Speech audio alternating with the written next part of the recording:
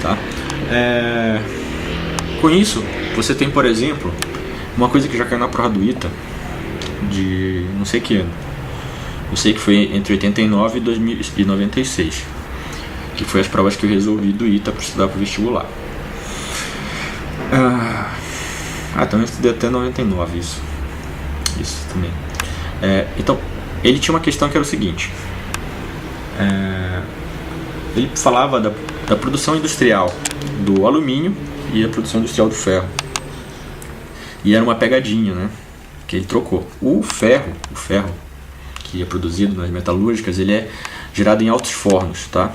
Ou seja, tem todo um processo de forno, tá?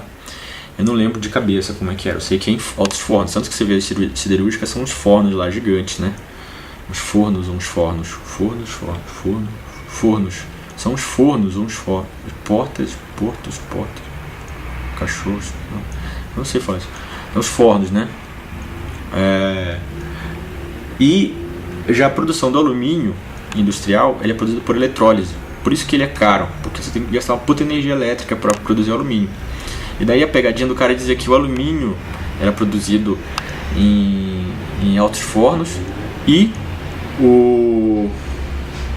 o contrário, né? E o ferro era produzido através de eletrólise. Então não é isso, tá? É o contrário: alumínio, eletrólise e ferro, altos fornos, tá?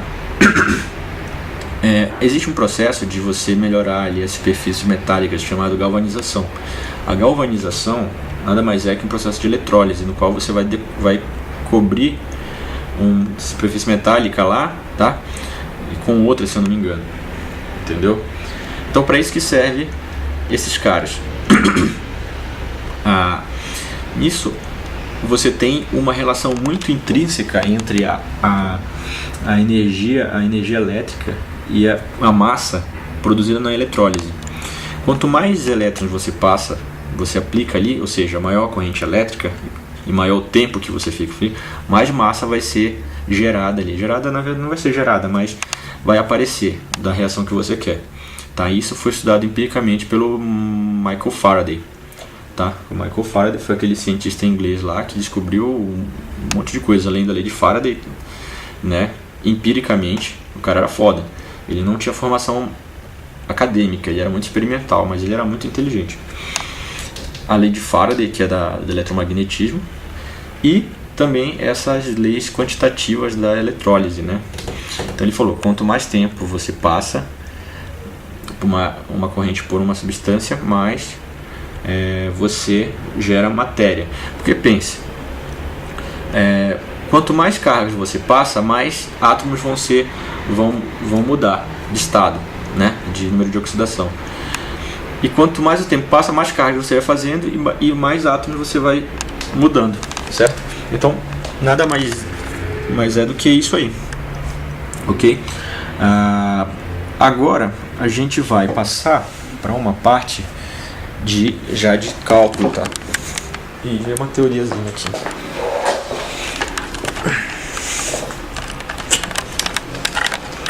Só um segundo, por favor. Então, nós temos algumas regras para o NOx.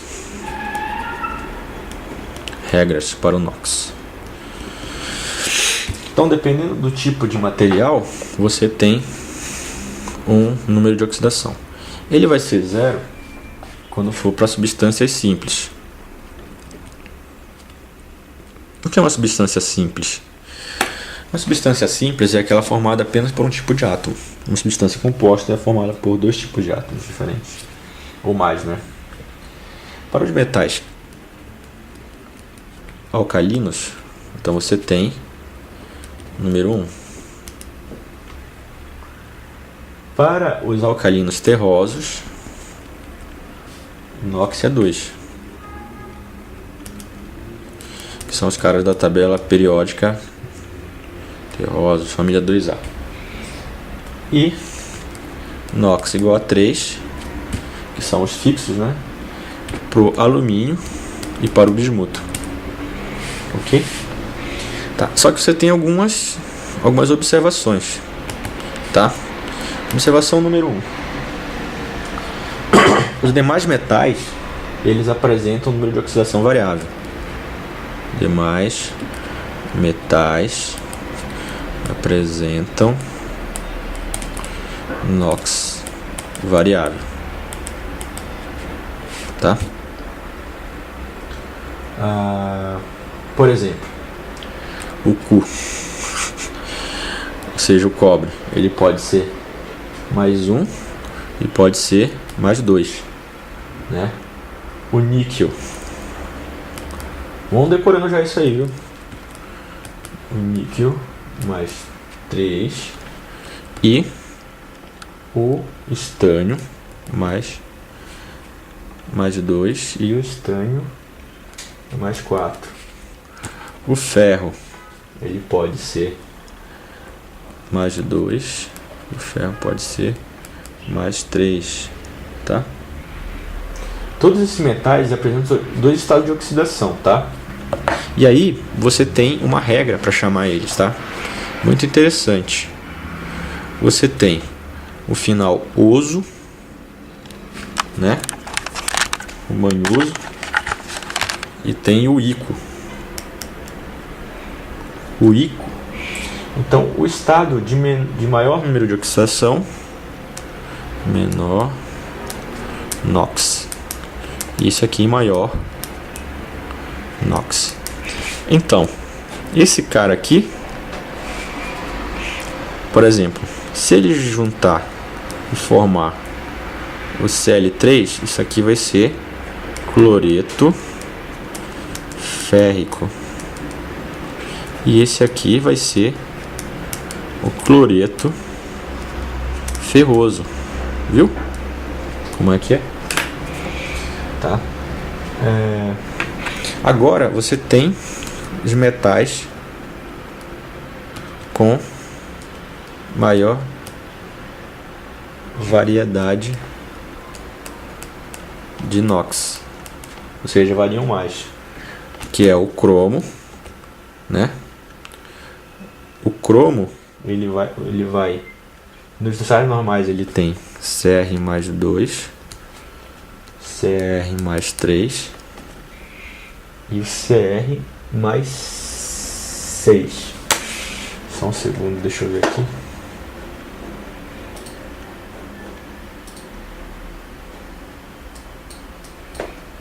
Não estou conseguindo enxergar.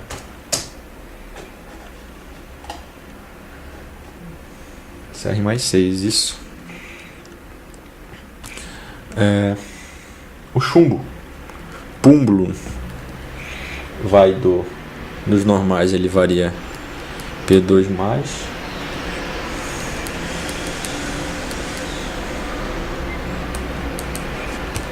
e o manganês, que é o Mn, ele vai de mais 3, mais 4, Mn mais 6, porra, fodão esse, hein? Mais 7, tá? Daí, para os não metais, né? Observação número 3. Ah, não acredito, acabou a caneta agora. A filha da... Para os não metais,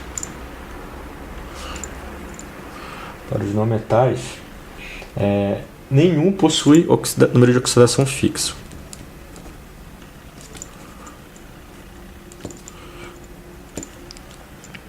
De oxidação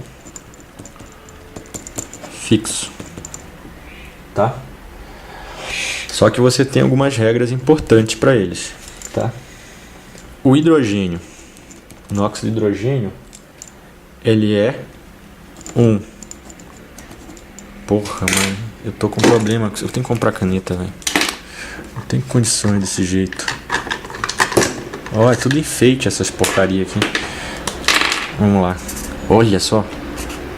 Voltou. Então, NOx igual a 1. Né? A não ser quando ele está nos hidretos, né? Ser nos hidretos. que ele fica com cara -1. Por exemplo, esse aqui é o hidreto de cálcio, tá? Então, o cálcio é 2 mais e 2 hidrogênios aqui, tá? 2. Você também tem o oxigênio. O oxigênio. Ele geralmente, o NOx dele é -2, tá? Né? A exceção são os peróxidos.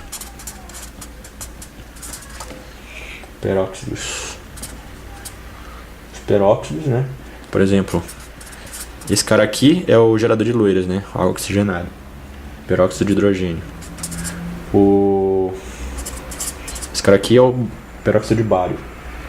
Nesses caras aqui, o NOx é igual a -1 do oxigênio. Agora vem os halogênios. Como é que é? Halogênios? Sempre NOx igual a -1. Nos compostos não oxigenados.